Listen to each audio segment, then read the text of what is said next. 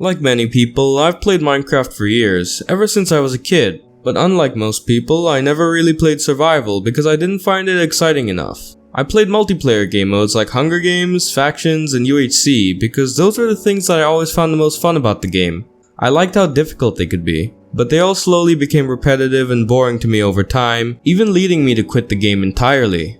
When the Minecraft nostalgia wave hit the internet, I decided to look for a new challenge in this game, and found Hardcore Survival. I saw a bunch of videos on it, LukeTheNotable series obviously inspiring me the most, and my passion for this game came back in a way I never thought it would again. The videos made me see survival in a way I never had before, and all the things that were added to the game made it more exciting than ever. So I buckled down, generated a new world, and recorded my first 100 days. This was how it went.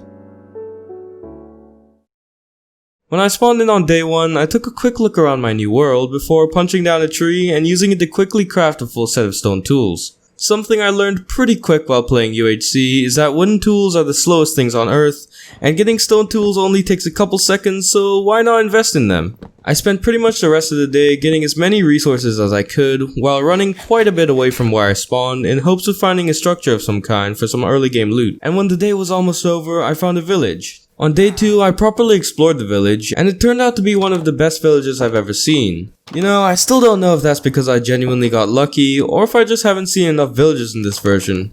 And for the same reason, I don't know if librarians are usually this overpowered. I even took it upon myself to quarantine the man in his own library, because when you give me good deals, you forfeit me your rights. I then mined every single hay bale in the vicinity, and sold it to a farmer to cut the librarian's quarantine short. See, my dictatorship isn't all bad. I used the rest of the day to start building my base, and decided to make a lake house, cause I'd never done it before, and this world was all about trying new things. So why not? I also planted a small sugarcane farm. I've learned from experience that it's better to make one of these early, instead of having to run 10,000 Minecraft blocks to find some more in the wild. On day 3, I went to the swamp behind my base and got a good amount of wood as well as some clay that I could use to trade with the mason villager for emeralds. Oh, and I found a shipwreck too. It had alright loot, most exciting of which was a pair of Prot 4 leather pants.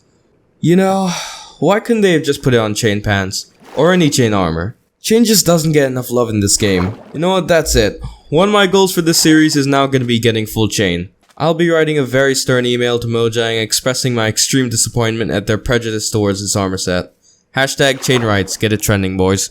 On day 4, I filled some of my floor with glass for an aquarium I was gonna build under my base. I hadn't tested this before, so I just had to build it as I went out of blind faith that everything would work out. I made the judgment call as dictator of this town that this iron golem was no longer needed. Don't be fooled by the roses they drop. Iron golems are stone cold killers. You give them a little tap on accident and they throw you in the air and break your legs. The aggression. With absolutely no guilt whatsoever, I then went to finish my glass floor. On day 5, I began working on my base's walls and finally installed some doors. Instead of not looking like a building at all, now my base looks like a demolished building. A tremendous improvement. I went mining later in the day, more for cobblestone for my base than anything, but I plan to get some iron and maybe some other ores too if everything went well. I used the 2x1 method of mining down, which pretty much gets you the same speed as mining straight down, and it gives you more blocks and of course safety. You know, I would call it a pretty lit, or even litty method, as the kids say. I found a cave quicker than I thought I would, and I started lighting it up. On day 6, I continued exploring the cave when out of the blue, I found something blue. Haha, can you guys laugh? It was sadly only one, but still, a diamond on day 6. Is that the fastest someone's found diamonds in one of these videos? Well, I couldn't speedrun if my life depended on it, so I gotta get Minecraft records somehow. After smelting the iron I'd mined, I made a full set. Even though I play risky, I don't play that risky when the mob rates are up. From the little time I've spent playing this version, I've noticed that creepers are a lot more broken now. Is that just me? Anyway, after exploring more of the cave, I found a dungeon and alright, a flame book and a fortune 3 book by day 6. That's certainly something. On day 7, after mining some more, I found more diamonds, and after making my fortune 3 pickaxe, I mined them, and my 4 vein turned into 7. I decided that was enough excitement for one small mining trip, and I surfaced to find it was nighttime. I found some horses and took the opportunity to tame one with the saddle I'd gotten from the dungeon. A creeper tried to ruin the occasion, but I used my First Amendment right of freedom to take care of him. On day 8, I finished the first floor of my base and began working on the second one. In all my years of Minecraft, this is the only interior decoration skill I've picked up. Those pillars are gonna be the highlight of the base. On day 9, I decided to make the second floor of my house a chest room, while having absolutely no use for my first floor besides sleeping there. I labeled my chest like any good crafter would, and then carefully put my items in their rightful places to convince myself that I'm organized. On day 10, I mined 3.5 stacks of sand. Wow, that'll definitely be enough for my aquarium. As you could tell by my tone of voice, no it wasn't. You know, in these 100 days, I realized just the sheer amount of resources you need to build things in this game. And so I had to craft a brand new iron shovel and broke that one mining sand too. Fun time. On day 11, I spent the entire day finishing the aquarium. On day 12, I built a home for my horse, and by home, I mean fence pen. But I lit it up, so it's fine. I then went to a nearby cave and got to mining the annoying amount of diorite I would need for my base. And apparently, I hadn't learned my lesson because I thought 2 stacks would be enough, so I had to run back and get some more. As you could tell, I was seething with anger, but capturing these fish against their will put me in a better mood. On day 13, there's no sound, and there isn't until day 17. Sicko mode, as the kids say. I spent the day getting cobblestone, and this time I made sure to get enough of it. I used all 4 stacks I mined to pull a LukeTheNotable and began walling off the village. On day 14, I finished the wall, then lit it up to make it extra secure. I spent day 15 gathering materials. On day 16, I sold all those materials for emeralds to level up this librarian in hopes of getting some more book trades. I then went mining for some quick resources, but accidentally found diamonds without having my fortune pick on me. I never thought mining diamonds could make me so disappointed. I spent the rest of my day doing the most exciting activity in Minecraft, then found more diamonds, without my fortune pickaxe. This is pain. On day 17, I unlocked a trade that turned LukeTheNotable into a money-hungry sociopath. No worries boys, no risk of that for me. I'm just too lazy to become an emerald tycoon like him, and I'm already a sociopath. Later in the day, I made an enchantment table and a full set of diamond tools. It could have been a full set of diamond armor. But anyway, I also finished the walls of my second floor and began working on a crafting/smelting wall. Look, I needed to use the space for something, okay? On day 18, I made some easy money off the cartographer and went to get a couple of stacks of sand to make some more. On day 19, I got around to making another portal room out of andesite. Not in my base though, but just outside the village. Although it makes sense that a portal to hell would be loud and annoying. Really? This was the time Minecraft decided to make sense? You know, another time Minecraft could have made sense was when they were creating chain armor. In day 20, I cashed in my glass panes for some more emeralds and decided to level up the librarian again to see if he would have anything better, and let's just say he might have. On day 21, I decided to quarantine the cartographer to make sure he didn't leave the village or die to a mob. Then I got more emeralds from him and used them to buy my first Prop 4 book, then went back to my base and applied it to my helmet. On day 22, I took my horse, whom I'm still yet to name, to a nearby forest to chop down some trees. It took all day, but I got about 5 stacks of wood out of it. On day 23, I went to the nether for the first time. I pretty much just mined quartz, glowstone, shroomlights, and blackstone from my base. And on day 24, I started building with all my shiny new blocks. It took me till the nighttime to work out the design, and I think it looks pretty good, at least for my skill level. On day 25, I realized the mistake I'd made by building an even house instead of an odd one. I couldn't make a symmetrical enchantment table. And believe me, I spent all day trying. Eventually, I just made it look as nice as I could, and then I did a level 30 on my diamond sword and a book, and got sharpness 3 on both. So I combined them to make a sharpness 4. Pretty good sword for this point in the world, at least I think so, but you probably shouldn't take my word for anything in survival. On day 26, I finally got around to walling off the bridge to my base with blackstone walls, which looked pretty lit. Then I comboed them with some stone bricks underneath. On day 27, I tried and failed to make my bed look nice, then finally got around to making an animal farm. My first prisoners were chickens. On day 28, I went to trade with my quarantine cartographer when I found him gone. In a panic, I looked around to find that he hadn't just escaped from his house, but also from the entire village. And yes, it was the same villager. He was max level. Well, I guess I have no choice. The Minecraft gods compel me to name him Houdini. I tried to get Houdini and his buddies, whose houses I didn't really bother to wall off, to come back into the village. But only one did, and it sadly wasn't Houdini. He left me no choice and I had to quarantine him again. This time making sure he couldn't escape. I then bought more lanterns from the librarian, because this was before I realized they were easy to craft, and used them to light up my house. On day 29, I went to the nether to mine netherrack until my pickaxe almost broke, then made bricks out of them for my floor. On day 30, I went mining for coal and diorite when I found a vein of diamonds, and then another one. And then another one on day 31. I actually ended up with 24 diamonds total. I spent the rest of the day filling up my furnace wall a bit more and finishing up my new floor.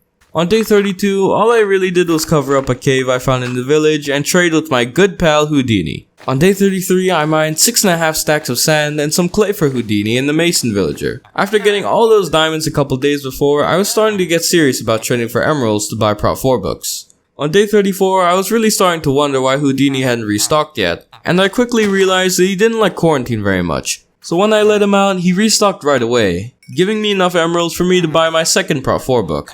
After trading for a couple more emeralds, I went to my enchantment room and level 30'd my pickaxe. On day 35, I went out exploring with my horse to find a second village, but all I found was a nether portal with trash loot. Well, I guess I also found this bamboo forest on the way back and got some bamboo just in case I could craft something with it, but that was pretty much it. On day 36, I decided to get the villager next to Houdini a job, then started leveling him up, and then I got some more emeralds from Houdini, and after getting some clay from a nearby river, got some emeralds from the Mason villager too. After a long day of trading, I got enough emeralds to buy my third Prop 4 book, and I put it on some diamond leggings. On day 37, I made Houdini and the other cartographer their own fenced off area, more to keep them safe than anything. I mean, who am I kidding here? Houdini would definitely escape if he wanted to, but I was selling more glass to him than ever, so I figured he'd stick around. Later, I did some more unspeakable things for ink sacs. Just kidding, squids are useless. Why are they adding the glow squid, which is even more useless? Anyway, I sold them to the librarian to max them out. I unlocked a name tag trade. Not bad. On day 38, I made my final Prop 4 piece, and with that, I was solidly on my way to a full god set. I took a screenshot with my new shiny set on to celebrate before storing it back in my chest. I didn't really want to waste its durability by wearing it everywhere. I then decided to flex even more by increasing my golden apple supply. I spent the rest of the daylight hours mining stone, before making my way to the top of my base to admire the sunset.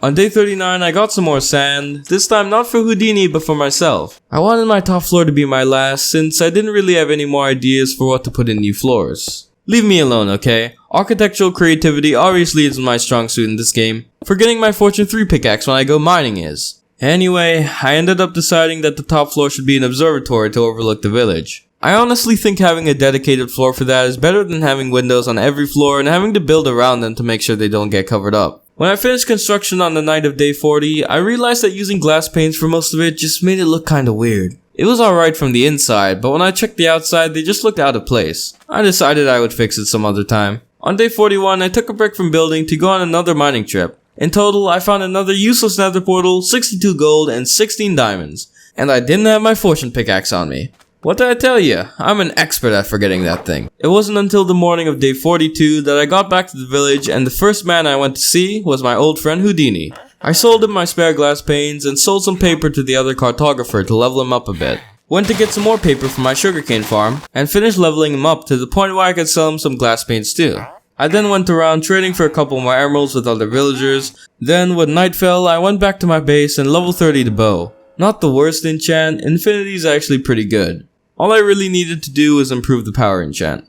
On day 43, I smelted all the gold I'd gotten on my mining trip, equipped my diamond armor, and went to the nether. Oh look guys, I found a patch of land with people already living there. I'll claim all this for myself. Wait, this sounds kinda familiar.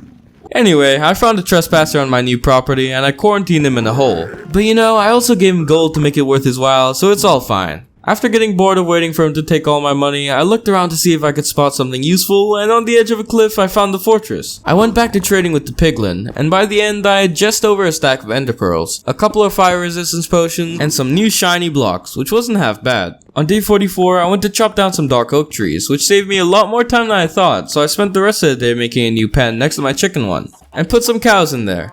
They're my next prisoners. On day 45, I finally got around to making a wheat farm. And by that, I mean I just stole this farmer's crops and replaced them with wheat. Later in the day, I started up a much smaller sheep farm, because I doubt I'll use it as much, but I guess we'll see. Then I went back to my base and level 30'd my shovel for efficiency 4. I'd hoped to get unbreaking on there too, but I guess it wasn't the worst I could have gotten. On day 46, I went to get sand, and I was shocked by how fast it went with my efficiency 4 shovel. I got almost 9 stacks of sand in just a minute and a half. I went to light up my animals' farms while I waited for my glass to smelt, and when it did, I went to sell as much as I could to Houdini and the other cartographer. This time, not to buy something for myself, but to do what I should have long ago. There we are. Perfect.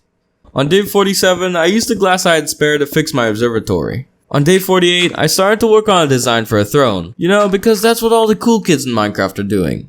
While waiting for villagers to restock emeralds for my throne, I level 30 the diamond sword in hopes that the sharpness 3 that showed up on the table would have fire aspect, unbreaking, looting, or something on it.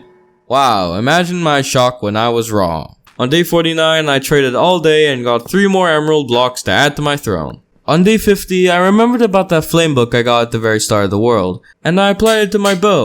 It was really starting to shape up. I also traded for emeralds that day, so now I was only 1 block off what I needed. I also realized I needed to make the throne face the village so I could actually overlook it. You know, only a slightly embarrassing mistake. I traded even more during the nighttime and now had enough to finish my throne. But I level 30 an axe before I did and got efficiency 4, fortune 3. I was excited, until I found out later that fortune on an axe basically does nothing. For that guy in the comments, yes, I know, it increases apple and sapling rates. Oh, and can't forget about the watermelon rates too. Again, useless. I lifted my mood and ego by finishing my throne, then sleeping in it. That's something I never thought I'd say.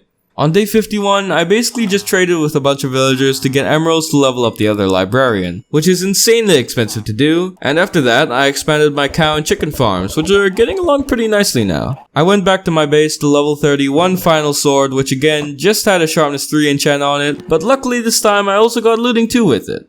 Looting 3 would have been better, but I'll take it. I then took all the swords I had and combined them to make an absolute monster. Sharpness 5, looting 2. It's not the best sword possible, but it's up there, and I'll definitely keep improving it in the future. On day 52, I expanded my animal farms a bit, then went to get some sand from the same spot I always do.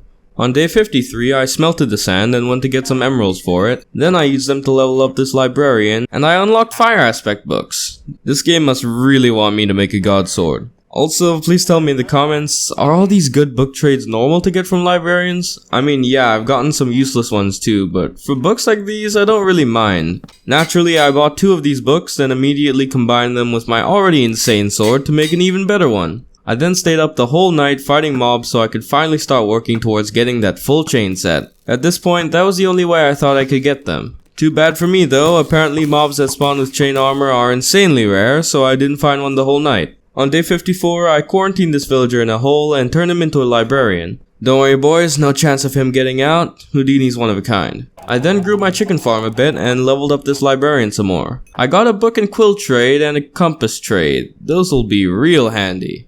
I yet again spent the night looking for a mob with chain armor, but didn't have any luck. If it's any consolation, I did get this gold helmet though. On day 55, I started leveling up this cleric so I could get an ender pearl trade, then started leveling up the quarantine librarian by buying a sweeping edge book from him. I guess that's yet another thing to add to my sword. Not for right now though. For now, I traded a bunch of sticks for emeralds, then spent another full night hunting mobs for chain armor. I was starting to think they didn't even spawn, but luckily on this night I finally found one, and even more luckily, it actually dropped a chain chestplate. On day 56, I finally thought of a use for my first floor. I would make it an armor room, and well naturally I started with the most important set of all. I then spent the rest of the day mining for cobblestone. On day 57, I started building a mob grinder. I thought I should streamline the process of getting my chain armor a bit more. On day 58, I finished the mob grinder. On day 59, I got as many emeralds as I could and used them to level up this librarian as much as possible. It really takes a lot of resources at first. On day 60, I did the same thing and unlocked aqua affinity books and piercing books. As you could tell, this wasn't exactly what I'd hoped for. I guess karma finally came back to bite me after I'd gotten all those great books before.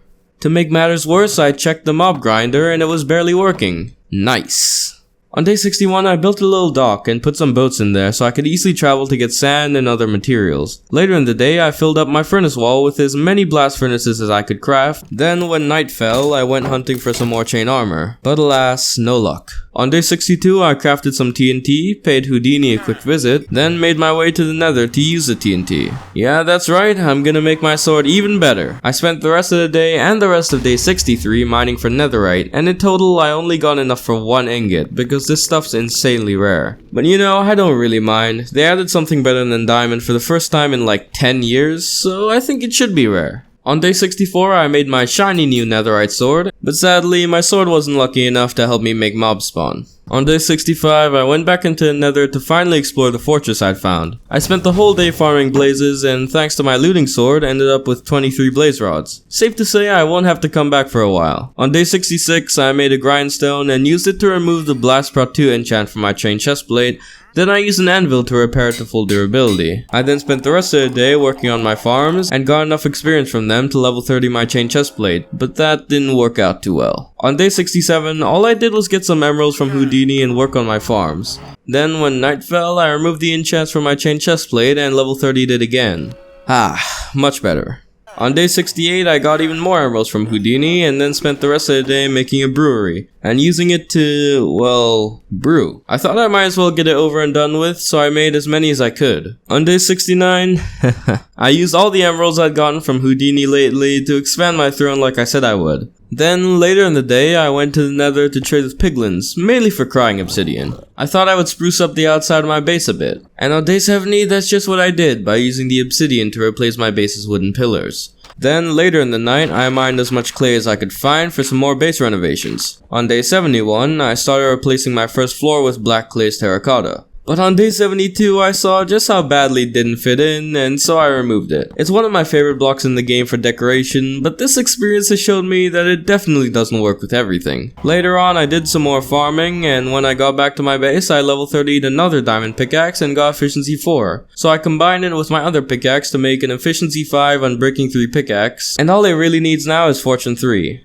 On day 73, I thought I'd finally get around to finding the stronghold, and halfway through the day, I did. I'll save you the incredibly boring search for the end portal, but let's just say it took me all the way till day 75 to find. And soon after, I also found a library. I found an efficiency 4 book from it, which is alright, but I would have preferred to find more than one book in the library. I made up for it a bit by completely ravaging the place and getting about 5 stacks of books. I spent all night running back, but I got back to my base on the morning of day 76. I used some diamonds I found during my search for the end portal to repair my armor a bit. This is precisely why I didn't use it for so long, but I figured I would play it safe by always having my best set on. Better to have it run low on durability than for me to die. This is hardcore after all. Later in the day, I quarantined this villager and forced him to be a librarian. His first book was a punch book, which was not a great start, but I started leveling him up to hopefully get some better ones. On day 77, I accidentally broke my shovel mining sand. As usual, I paid a visit to Houdini as soon as I finished smelting it and then leveled up my quarantine librarian. I got a power 4 book trade. I guess I needed one of those, so I guess I'll take it.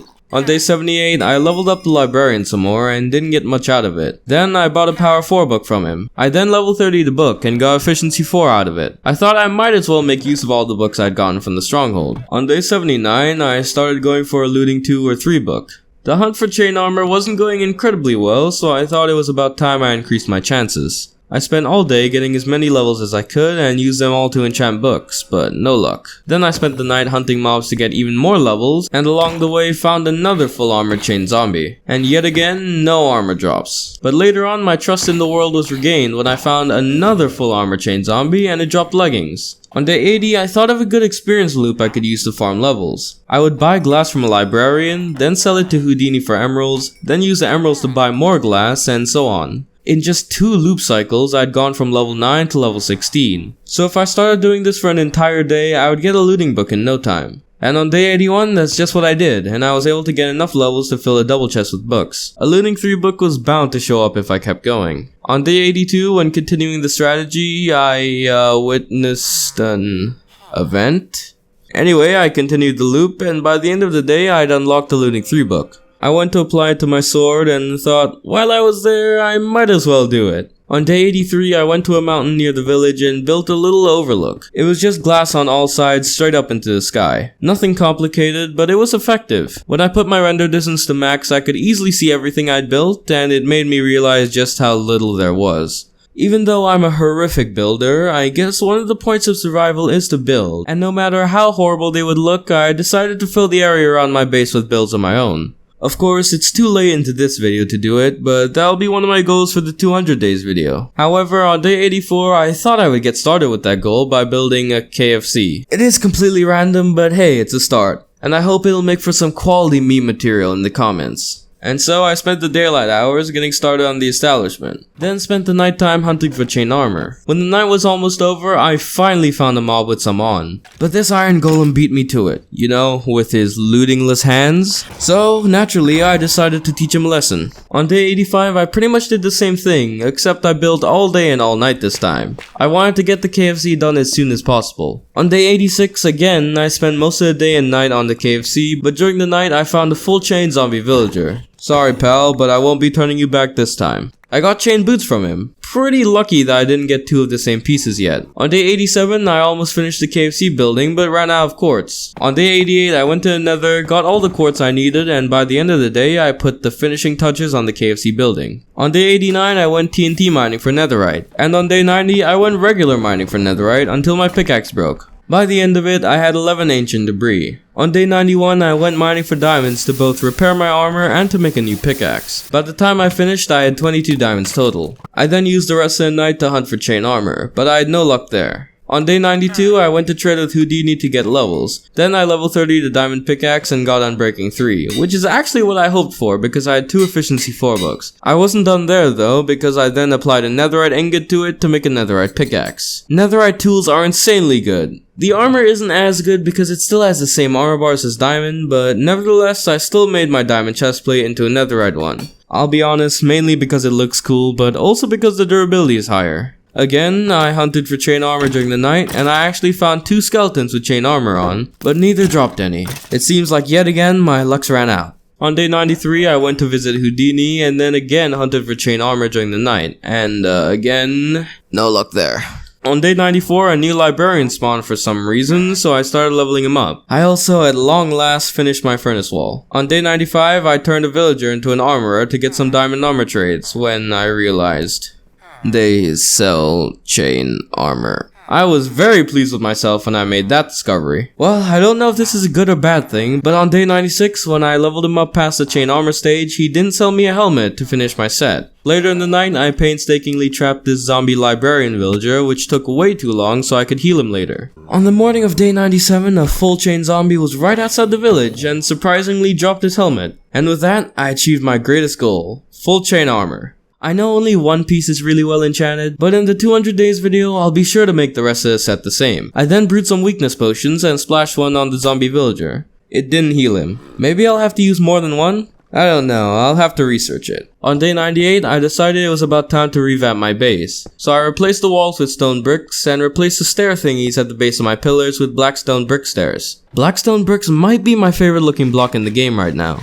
On day 99, I brought together everything I would need to fight the Ender Dragon. My second best armor set, my netherite sword, my bow, a bunch of potions and pearls, and to spice things up a bit, I brought a bed with me. I've seen all the cool kids use it on the dragons, so I thought I'd give it a try, but I still wanted this to be a pretty traditional dragon fight. I then made my way to the stronghold, and once I got there, I filled in the portal and mentally prepared myself to not screw up and have to restart after 99 days. On day 100, I went into the portal and got an underground spawn, which is probably my favorite, no chance of anything knocking me off right away. I mined up and then got to work destroying the end crystals. I think I did pretty well with them. They're not hard to take down. You really just need to line up your shot and they actually become pretty easy, even the caged ones. The only pillars I have trouble with are the really high up ones. I fought the dragon a couple times in my day and I sometimes had to build up to the top of the pillars to destroy them. Luckily I didn't have to do that this time and I got rid of the pillars pretty quick. I then tried the bed strategy which worked surprisingly well. I should probably use it more in the future, but again I didn't want to try anything too crazy or risky in this fight. The rest of the fight was quite standard. I used my bow on the dragon when it was flying and used my sword on it when it came down. It did hit me up in the air once or twice, but that's why I brought ender pearls.